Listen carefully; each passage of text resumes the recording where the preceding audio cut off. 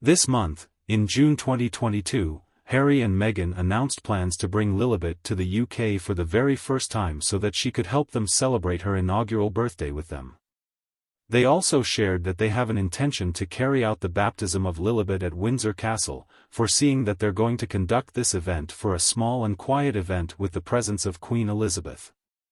But a tussle cropped in because the Queen has already, reportedly, agreed to spend her time during the Platinum Jubilee celebrations, reported at the same period, thus making her reported to attend unavailable. The Sussexes later released pictures from what they said was the christening service. It took place in private in the Windsor Chapel on Saturday, the 4th of June. It was in this robe that Lilibet was to wear bespoke attire fashioned for Queen Elizabeth's first daughter, Princess Elizabeth, in 1926. For the very special occasion, Harry and Meghan invited their close friend and the best photographer in the world, Miss Harriman, to make a few shots of them during this very intimate moment of theirs.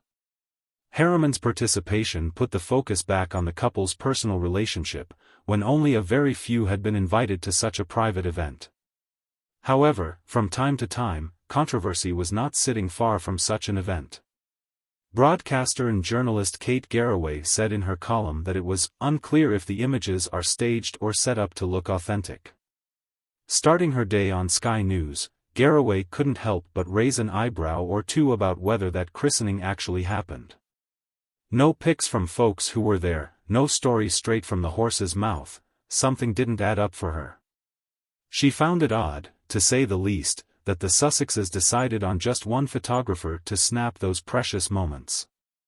Typically, you'd see a swarm of camera flashes at royal baptisms, all from officially sanctioned press photographers. And then, choosing Miss Harriman? A buddy over a professional with no strings attached? That decision alone had Garraway scratching her head.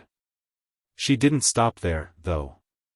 Even the buzz about the Queen showing up raised her doubts, despite whispers that she was all in on picking Windsor Castle Chapel for the big day.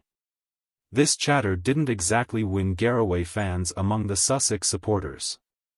Yet, she didn't waver, leaning on hush-hush sources who hinted that maybe, just maybe, this event wasn't as it seemed. She even spotted something off about Meghan's outfit in those photos compared to what she rocked at the Thanksgiving service at St. After Garraway threw her doubts into the mix, the whole thing caught fire when Piers Morgan jumped into the fray. Not one to shy away from controversy, especially when it comes to Harry and Meghan, Morgan took to Twitter to back up Garraway. He reckoned her suspicions hit the nail on the head, hinting that having a pal as the only photographer smelled a bit fishy. Harry and Meghan's team didn't take that lying down. Quick to defend the couple, they slammed Garraway's claims as baseless and outright lies. They stood their ground, insisting the christening went down just as they said, though they stopped short of throwing more photos or videos into the ring to back their case. Meanwhile, whispers from the Sussex corner painted Garraway as the villain, accusing her of stirring the pot with damaging gossip fit for a tabloid headline, all without a shred of solid proof. Now, the waters are muddied, with two camps staring each other down, Garraway and her insiders, poking holes in the christening story, and Harry and Meghan, adamant that their special day was just that, with the pictures they've shared as their evidence. Peeling back the layers, we find each side standing firm for reasons that, upon closer look, aren't hard to understand. For Garraway, the puzzle pieces just don't seem to fit. A big event like a christening, yet no snaps of guests or first-hand stories? It makes you wonder, doesn't it?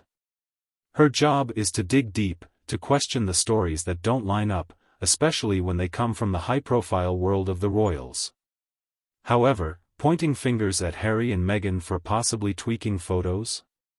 That's heavy stuff and, naturally, it didn't sit well with their supporters. Flip the script to Harry and Meghan. They've been under the microscope since day one, every move analyzed and critiqued. Wouldn't a bit more openness smooth things over, ease some of the relentless spotlight? Perhaps. But their approach, labeling all counterarguments as nothing more than sensationalist clickbait without really tackling Garraway's points head-on, hasn't done them any favors. It's not like anyone was expecting them to live stream their day or flood us with pics. Yet, offering just one official photo? That was bound to kick up more dust, leave more questions hanging in the air.